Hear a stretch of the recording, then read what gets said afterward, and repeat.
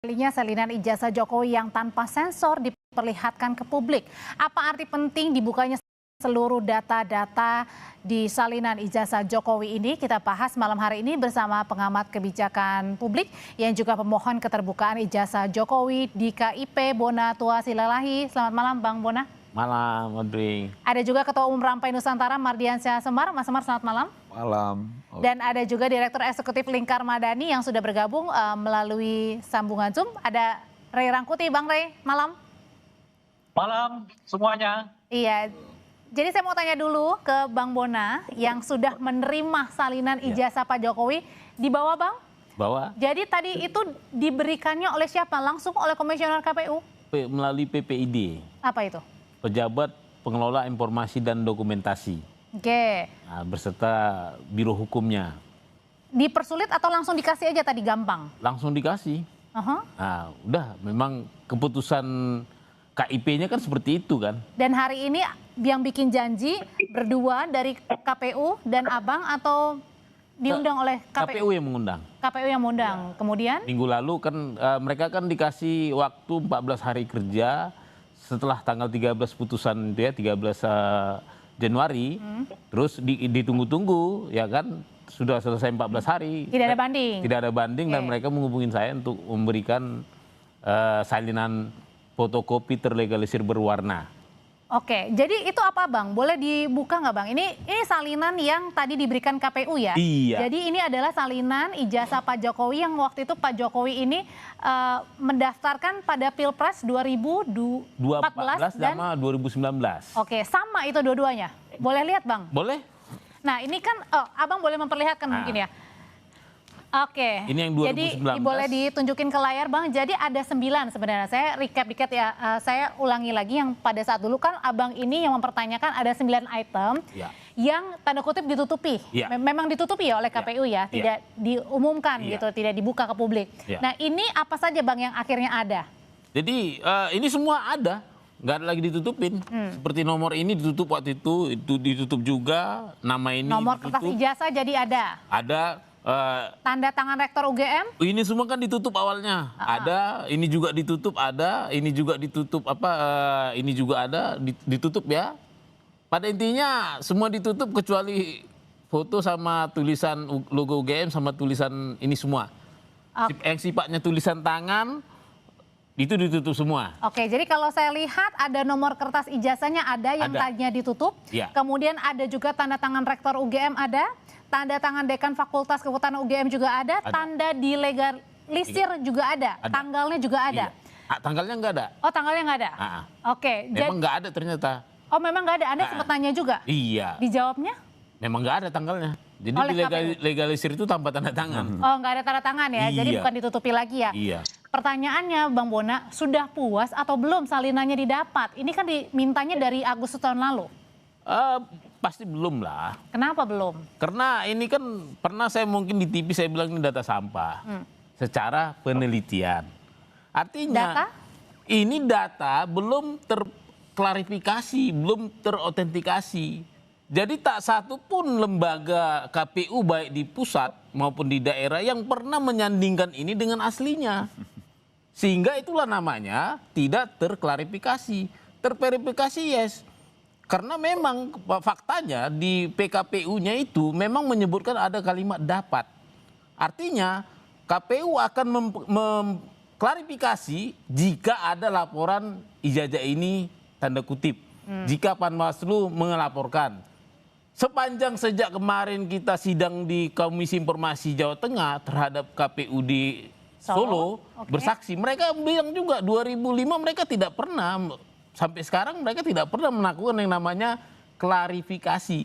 Artinya data ini tidak pernah ada yang membuktikan ke kita, ke publik, bahkan lembaga publik tidak pernah menyandingkan benar ini fotokopi dengan sama dengan aslinya, identik sama dengan aslinya seperti itu. Jadi yang mau Bang Bona katakan adalah memang ketika salinan ini memang diberikan ke KPU pada saat pendaftaran baik di Wali Kota Solo maupun di Pilpres 2014 dan 2019, ini memang salinan yang kemudian tidak diverifikasi kembali, tidak dilihat lagi apakah benar, asli atau tidak oleh KPU. Jadi di PKPU-nya itu kan ada pengujian fotokopi, pengujian ijazah itu ada 2. verifikasi administrasi dengan verifikasi klarifikasi. Verifikasi administrasi dikerjakan, tapi karena mereka tidak mencurigai adanya kepalsuan, mereka tidak dapat laporan dari Panwaslu, mereka tidak menerima laporan dari masyarakat, mereka menggunakan kalimat diskresi dapat ini. Mereka memutuskan tidak melakukan klarifikasi. Oke. Diterima saja. Terima saja, percaya saja. Apalagi kalau sudah jadi wali kota, apalagi kalau sudah jadi presiden, siapa yang berani melakukan siapa yang berani? Oke. Ya kan? Nah, sekarang itu. pertanyaan selanjutnya, kenapa Anda mengaku tidak puas sudah mendapatkan salinan dari KPU? Karena penelitian saya itu harus, supaya penelitian saya lolos jurnal yang bagus itu harus teruji. Ini data sekunder tapi belum bisa diuji. Yang Anda minta aslinya? Bukan, data primer yang terverifikasi atau data sekunder yang terklarifikasi ya. Sebisa mungkin saya seharusnya kan awalnya mintanya ke ANRI, Arsip Nasional Republik Indonesia. Level ANRI itu lebih tinggi dari klarifikasi, yaitu otentikasi. Artinya yang ini, kalau dia misalnya ini fotokopi, kalau diserahkan ke ANRI, ANRI akan minta aslinya. Karena ini salinan. Iya, diotentikkan. Otentik ini pertama mereka cek informasi dia yang asli, baru cek fisiknya. Itu namanya otentik. Kalau klarifikasi hanya disandingkan saja. Kalau administrasi hanya tanya UGM, benar nggak ini? Benar, ya udah. Jadi ada grade levelnya seperti itu. Jadi yang bisa saya jadikan data penelitian itu adalah fotokopi terlegalisir dari KPU yang terklarifikasi. Sebisa mungkin terautentikasi. Ya, dan gitu. sampai sekarang Anda sudah menerima salinannya tapi belum puas. Mas Semar, kalau pada saat 9 item itu tidak diperlihatkan ke publik dan sekarang menurut KIP memerintahkan KPU untuk membuka semua karena ini termasuk dokumen yang kemudian bisa dikonsumsi, diperlihatkan ke publik. Pertanyaannya pada saat waktu ditutup itu 9 item, ini atas permintaan siapa? Ya tentu kan punya kebijakan yang menutup ya. Nggak ada juga perintah-perintah. KPU maksudnya? Ya mungkin juga KPU karena merasa mungkin itu ada data pribadi yang harus ditutup. Tapi bahwa sekarang itu diputuskan oleh KIP ya untuk menyerahkan bahwa itu dokumen yang boleh diketahui publik, ya bagus juga jadi terbuka. Jadi apa yang dilakukan oleh Bonatua itu bahwa dia menginginkan untuk melihat salinannya langsung kan juga sudah dipenuhi.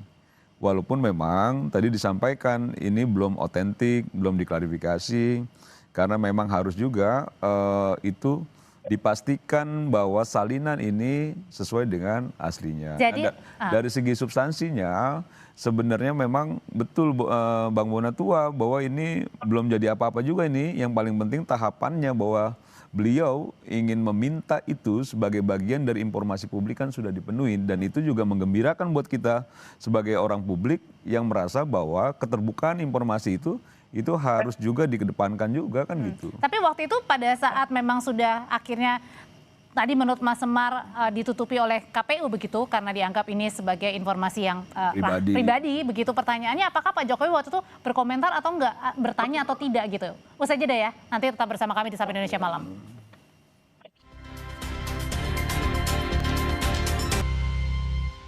Jadi menyambung ke pertanyaan saya sebelumnya Mas Semar, kalau tadi Mas Semar bilang Pak Jokowi nggak tahu, sebenarnya ini nampaknya dari KPU yang menutupi 9 item itu. Pertanyaannya pada waktu itu Pak Jokowi sempat nanya nggak sih kenapa ditutupi? Enggak, Pak Jokowi itu orangnya apa ya, maksudnya dia serahkan semua proses. Bahwa memang dia melaporkan iyalah soal tudingan itu. Karena soal yang sangat personal ya buat diri Pak Jokowi. Tapi dalam prosesnya saya tuh beberapa kali Audrey ketemu dengan Pak Jokowi nggak pernah bahas soal ijazah. Nggak pernah. Mau 2 jam, mau 3 jam kita diskusi gitu berdua pun nggak pernah ngomong soal ijazah. Sekarang Pak Jokowi tahu nggak kalau salinan ijazah sudah diterima oleh Bang Bona dan nanti di-share atau udah di-share ke publik? Sudah saya share tadi semua pada nyusun. Oke. Ya tahu, tapi kan juga nggak merubah apapun kan. Dalam arti bahwa proses hukumnya kan tetap jalan. Bahwa nanti ada pembuktian-pembuktian lain terkait dengan ijazah aslinya yang sekarang sudah menjadi barang bukti. Itu kan yang menjadi poin penting. Bahwa memang ini perlu diapresiasi ya soal keterbukaan informasi publik. Karena saya menganggapnya apa yang dilakukan Bonatua itu jauh lebih fair, jauh lebih baik ketika melalui prosedur hak publik untuk mendapatkan informasi. Kalau misalnya Roy Suryo dan kawan-kawan kan tidak punya alat ya yang memang memadai untuk dilakukan penelitian, sudah menyampaikan ke publik bahwa ini palsu. Itu yang menurut saya tidak fair, tidak objektif. Nah, kalau yang dilakukan Bonatua itu sesuatu yang sesuai dengan tracknya menurut saya. Dia minta salinannya, nanti dia juga ingin melakukan autentifikasi, klarifikasi terkait itu. Karena sebenarnya kalau dari segi dasarnya itu, ketika satu lembaga institusi sudah menyatakan dia mengeluarkan ijazah atas nama Pak Joko Widodo, dan Pak Joko Widodo juga merasa menguasai ijazah yang dikeluarkan oleh UGM, kan selesai sudah. Nah, ini proses yang nanti akhirnya kita lihat apakah memang apa yang dilakukan oleh Bonatua ini sebagai pencerahan ya terhadap publik, bahwa publik juga punya hak untuk soal informasi. Oke, jadi maksudnya Anda ketika tadi Bang Bona bilang pada saat di konvers menyatakan publik ini saat ini terbagi dalam 3 kelompok. Ada yang tidak percaya ijazah Pak Jokowi asli, ada yang percaya ijazah Pak Jokowi asli, dan ada yang ragu-ragu. Kalau menurut Anda dengan adanya ini semakin meyakinkan? Enggak juga, belum merubah juga itu. Jadi belum merubah juga pikiran publik apakah dia percaya, tidak percaya, atau ragu-ragu. Yang bisa merubah pikiran publik adalah ingin rasa taunya itu terpenuhi ketika memang ijazah palsu yang ijazah asli yang benar-benar dimiliki oleh Pak Jokowi itu betul-betul dinyatakan asli atau palsu. Nah, itu nanti dalam proses sidang peradilan kan gitu ya. Oke, Bang Rey, dengan salinan ijazah yang sudah artinya sudah bisa diterima oleh publik ya, sudah bisa dibaca dan diolah sendiri oleh publik. Nah, pertanyaannya apakah ini kemudian akhirnya meredam ke pertanyaan dari publik yang selama ini bertanya-tanya kemana ijazahnya Pak Jokowi, asli atau enggak, ada atau enggak? Kalau ada, kan yang dipersoalkan orang itu adalah apa yang ada itu asli apa enggak, itu kan yang dipersoalkan. Yang sampai sekarang ya kita belum tahu apakah asli atau tidak. Kalau ada, maka karena adanya lah dia diloloskan. Baik sebagai wali kota Solo, gubernur DKI dahulu gitu ya, calon presiden 2 kali, ada tuh secara fisik. Cuma yang ada ini benar apa enggak, asli apa enggak gitu. Nah, itu yang dipersoalkan oleh oleh Roy, oleh Bung Bonar dan sebagainya gitu. Jadi artinya dengan salinan ijazah ini sudah diterima dan di-share ke publik belum meredam tanda tanyanya publik ini, artinya kelompok ini masih terpecah. Ada yang tidak percaya, ada yang percaya, atau masih ada yang ragu-ragu. Berarti artinya masih terpecah ini. Saya kira petanya masih sama ya. Mereka yang ragu masih akan ragu, mereka yang memang udah percaya ya percaya gitu. Tapi kan tingkat orang terhadap keraguan akan keabsahan ijazah ini kan makin meningkat. Karena berlapis-lapis sih persoalannya ya. Soalnya pertama adalah kalau adanya ada. Yang kedua, apakah benar fisiknya itu atau tidak? Itu dulu tuh. Yang ketiga, apakah fisiknya ini menyerupai yang aslinya? Yang ketiga adalah apakah desain di dalam fisik itu sama dengan desain yang dikeluarkan UGM secara umum? Kan jadi bertingkat-tingkat nih. Sampai ke persoalan fotonya benar apa enggak, legalisirnya benar apa enggak, dan sebagainya gitu. Jadi nanti makin banyak dong masyarakat yang kemudian menilai sendiri malah. Nggak usah nunggu dari Mas Roy atau Bang Bona, jangan-jangan. Gimana? Jangan-jangan nanti masyarakat setelah melihat salinan ini mereka juga bisa punya analisa sendiri tanpa melihat dari kasusnya Mas Roy ataupun Bang Bona. Iya, dengan sendirinya tentu saja. Tapi begini ya, ini kan sebetulnya berlarut-larut disebabkan oleh satu ya, dahulu ada ketertutupan yang sangat dari KPU terkait dengan ijazah ini. Kalau sebetulnya ijazah ini sejak dari awal dipublikasi oleh KPU, memang itu sudah semestinya, maka kita nggak perlu sejauh ini berangkat gitu. Nah, sayangnya dari dahulu KPU menahannya, karena kalau Pak Jokowi itu kan objeknya ya, jadi memang beliau itu tidak punya apa istilahnya itu ya, beban sebetulnya untuk memperlihatkan itu kepada publik. Yang wajib memperlihatkan itu adalah KPU. Dan dari dahulu sudah dimintai aslinya dari KPU, tapi KPU selalu berlindung di belakang kerahasiaan individu gitulah kira-kira. Nah, terakhir kan kita tahu tuh KPU pernah membuat aturan yang justru ya membatasi pengetahuan publik terkait dengan ijazah yang hanya berhubungan dengan Pak Jokowi. Nah, kalau sekiranya dari dahulu tanpa harus skip, tanpa harus ini, tanpa harus itu, mungkin nggak akan sepanjang ini ceritanya gitu. Artinya di sini KPU, artinya di sini KPU tidak berani atau kurang berani? Iya, saya kira ada unsur kurang berani ya sejak dari awal. Mestinya mereka udah mengerti bahwa semua dokumen yang masuk ke KPU itu adalah dokumen yang tidak dikecualikan. Itu udah ranah publik gitu.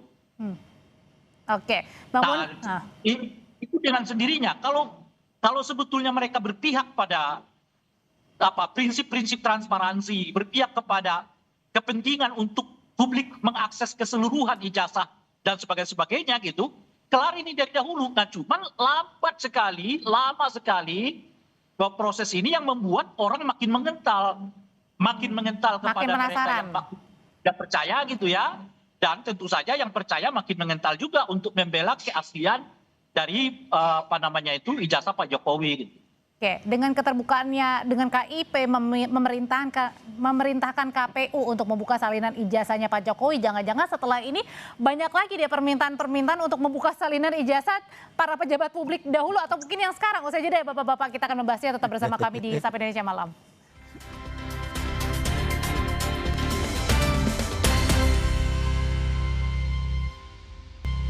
Menyambung pertanyaan saya sebelumnya, kalau gitu dengan KIP memerintahkan salinan semua salinan ijazah ini boleh dibuka bukan hanya untuk Pak Jokowi ya, Ya. Bang ya. Berarti artinya semua mantan pejabat publik maupun pejabat publik. Pertanyaannya kalau gitu, jangan-jangan ini makin banyak nanti yang meminta, jadi sibuk nanti KPU. Ya, bukan hanya KPU, semua lembaga pendidikan juga bisa dimintakan. Kampus-kampus yang mereka bisa dimintakan. Saya kan bukan hanya Pak Jokowi yang saya periksa, saya tanyain. Saya juga minta pejabat lain, sekelas menteri juga. Nah, tapi yang uniknya publik sekarang sudah banyak berwaya ke saya, minta pejabat A, pejabat B, pejabat C. Kenapa? Karena dia pikir kelas satunya aja RI nomor 1 dikasih, apalagi nomor sekian-sekian. Jadi ramai dong nanti. Rame.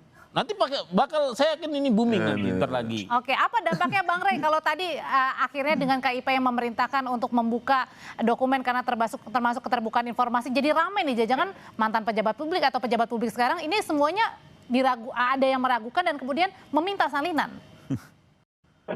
Ya nggak masalah. Karena itu dibuat persyaratan kan. Bahwa orang kalau mau menjadi pejabat publik itu harus jelas sekolahnya kan. Lulusan ini, tamatan itu, dan sebagainya. Mau tak mau itu harus diuji. Jadi semakin banyak persyaratan administrasi, semakin banyak jebakan juga gitu. Kita kan tahu juga, misalnya ada yang nggak penting-penting amat seperti SKCK. Ya kan? Harus ada. Nah, apakah SKCK-nya asli apa tidak, bisa juga dipersoalkan. Karena ada peristiwa yang sebelumnya terjadi di Wakil Bupati, seingat saya di salah satu daerah ya, kemarin kan. Bahkan sudah sampai ke pidana. Yang dipidana itu bukan yang melaporkan kan, yang dipidana itu adalah proses hukum itu adalah orang yang diduga melakukan ijazah palsu gitu. Nah, berbeda ini dengan peristiwanya Pak Jokowi, sebab yang dipidana itu adalah orang yang melaporkan. Saya juga agak miris ya, karena partisipasi masyarakat seperti Bung Roy Suryo itu mestinya diapresiasi. Gitu. Kenapa gitu? Karena orang peduli apakah ijazahmu benar, SKCK-nya benar, LHKPN-nya benar.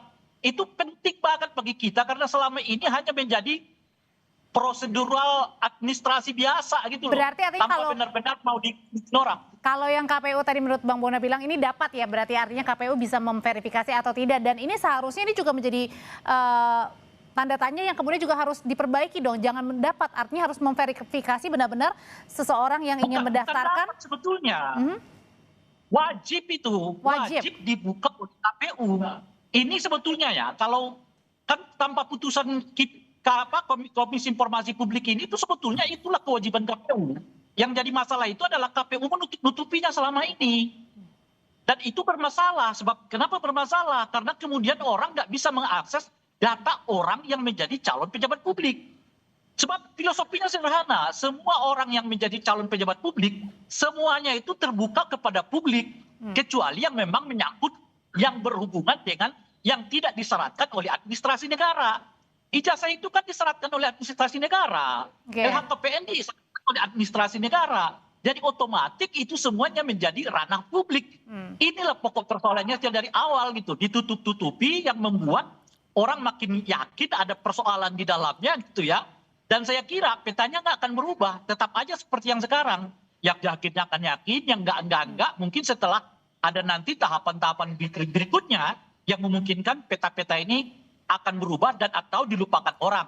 Oke, kalau gitu seharusnya Mas Semar semuanya harus berterima kasih dong dengan adanya kasus ini, maka keterbukaan informasi semakin jelas untuk pejabat atau mantan pejabat publik. Iya, dan menurut saya ini bagus sekali ya. Dan pada titik ini, ketika tadi siang Bona Tua menerima salinan, saya meyakini betul ini banyak sekali pejabat publik yang sudah mulai deg-degan ini.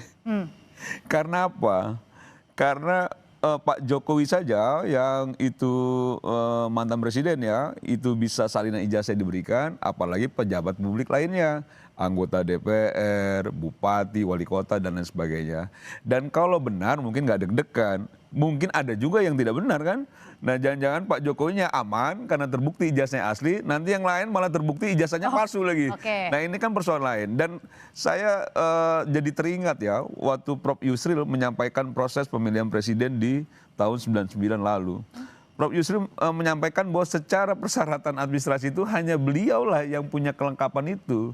Tapi Gus Dur, Megawati itu tidak melengkapi itu. Tapi proses politik yang dilakukan pada saat itu memilih dua orang itu menjadi calon presiden. Nah artinya kalau mau dibawa bahwa kita apa yang disampaikan oleh Ray bahwa memang pejabat publik harus tertib administrasi termasuk ada SKCK dan lain sebagainya. Apakah itu juga bisa menjadi apa ya introspeksi kita bahwa dalam persoalan memutuskan satu keputusan politik tertinggi misalnya pemilihan presiden itu tidak boleh main-main untuk mengabaikan soal persyaratan administrasi dan lain-lain karena itu ukuran integritas dan lain sebagainya. Termasuk harus diverifikasi juga oleh KPU. Diverifikasi, diotentifikasi juga, dicek. Nah itu yang menurut saya udah tidak boleh main-main lagi itu ketika dalam proses ini memang. Kita lihat terbukti. Ya nggak Re? Kan gitu ya. Jadi memang nggak boleh main-main. Tidak boleh main-main gitu loh. Kita bukan di situ. Betul. Masalah kita itu terlalu banyak syarat administrasi yang dibebankan kepada orang. Ya.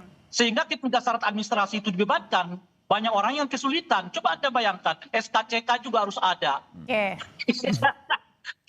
Dan kalau SKCK-nya palsu, ya tentu saja dia bisa digugurkan. Masalah SKCK orang bisa digugurkan loh, apalagi masalah ijazah ya kan, LHKPN dan sebagainya gitu. Tapi gini ya, saya menyatakan berterima kasih juga kepada Bung Suryo, Bung Bonar ya, yang justru dengan gigih mempersoalkan ini, sebab ini menurut saya menjadi pelajaran penting bagi siapapun ya, termasuk bagi masyarakat. Jangan ragu-ragu untuk mempersoalkan syarat administrasi siapapun pejabat negara kita gitu. Oke, karena ini Pak Jokowi aja salinannya sudah dibuka gitu ya. Kejujuran dirinya gitu. Oke. Ya itu dia. Nah yang kedua, ini yang dilakukan oleh Bung Bonar ini ya, memperteguh ya prinsip bahwa seluruh syarat administrasi pejabat negara harus dibuat terang benderang oleh penyelenggara pemilu gitu. Oke, Bang Bona, balik lagi ke pertanyaan saya waktu beberapa bulan bertemu Bang Bona, waktu pada saat masih sidang KIP, pertanyaannya adalah sebenarnya ketika salinan ini sudah didapat, mau diapain? Salinan ini sudah didapat sekarang, kemarin kan belum, baru diperintahkan nunggu 14 hari, sekarang sudah didapat, mau diapain? Sebenarnya ini sudah saya analisis, tapi terbatas tidak ikut yang 9 item. 9 item yang ditutupin itu belum saya analisis. Jadi begitu sudah dapat yang full unsensor, maka saya akan lanjutkan ke penelitian analisis 9 item tadi, termasuk tanda tangan macam segala. Artinya kalau di situ ada nama dekannya, ada nama rektor, kemudian ada tanggalnya, Anda mau mencocokkan dengan yang pada saat itu juga sama-sama lulus, misalnya dari nama A gitu. Karena ini sifatnya sudah diskursus publik, nanti publik yang akan bersama kita, publik akan bersama-sama membuktikan. Karena apa? Ini kan memang sudah keputusan KIP sudah bilang ini informasi terbuka. Publik tidak akan ragu lagi untuk menganalisa, menguji. Jadi banyak analisa-analisa baru nanti selain ada yang Mas Roy dan peneliti dadakan. Bang Rismon atau Dr. Tifa.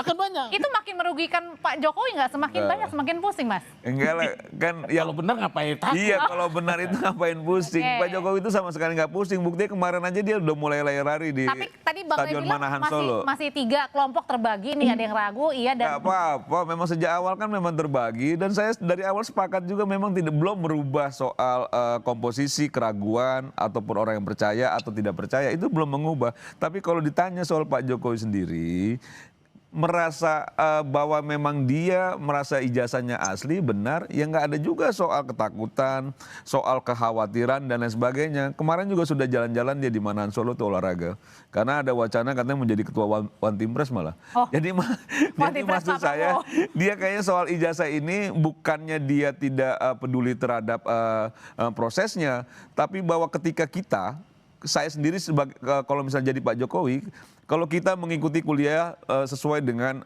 prosesnya, ijazah didapat, kita miliki, apa yang ditakutin? Mau jutaan orang juga bicara itu palsu kalau kita ikuti itu, dan yang mengeluarkan juga sudah menyampaikan bahwa itu asli, apalagi? Kan gitu loh. Nah, bahwa ini sekarang ada proses, orang meragukan boleh, orang tidak percaya boleh. Masa iya kita harus paksa orang harus percaya semua? Orang tidak ragu terhadap ijazah, boleh saja. Tapi bahwa Pak Jokowi sendiri punya keyakinan bahwa ijazah yang didapat sudah sesuai dengan prosedur dan diperkuat oleh UGM, selesai sudah.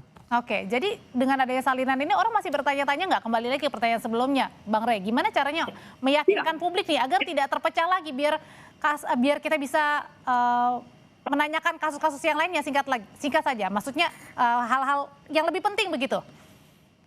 Ini sebetulnya kan pertanyaannya begini, dengan diungkapkannya ijazah versi KPU, katakan begitulah ya, apakah itu menunjukkan bahwa ijazah yang dipersoalkan selama ini dengan sendirinya asli? Belum tentu, sebab apa yang diungkap sekarang ini kan kurang lebih sama seperti ijazah yang dianalisis oleh Roy Suryo selama ini kan, kurang lebih sama tuh. Dan itulah yang dipersoalkan oleh Roy Suryo dan kawan-kawan sebelumnya gitu. Nah, oleh karena itu sekarang kita punya 3 lah gitu ya. Satu ijazah yang di tangan Pak Jokowi, satu ijazah yang di tangan kepolisian dan mungkin akan nanti ke pengadilan, satu ijazah yang sekarang salinannya diserahkan oleh KPU ke kawan-kawan Bonan 2 gitu. Nah, tinggal lagi dilihat lagi ketiga-tiganya, mirip, cocok, ada nggak bersalah, ada nggak yang miring-miring dan sebagainya gitu. Jadi nanti artinya makin banyak analisanya ya. Artinya ini belum selesai, ini belum mengkerucut kepada siapapun sebelum katakanlah 3 versi ijazah ini disandingkan dalam satu meja. Oke, sudah kita tangkap pesannya dari bapak-bapak semuanya. Yang pasti tadi ini membuka juga ya bagi masyarakat mungkin ya yang ingin mempertanyakan salinan atau ijazah-ijazah pejabat publik atau mantan pejabat publik lainnya. Terima kasih Bang Rey, Bang Bona terima kasih, Mas Semar terima kasih. Selamat malam bapak-bapak semua. Ya. Selamat Bung Bona ya. Terima kasih Bang Rey. Tetap bersama kami saudara, rencana relokasi terhadap warga terdampak pergerakan tanah di Tegal, Jawa Tengah sedang dipersiapkan. Informasinya akan dipandu oleh rekan saya Cynthia Rompas.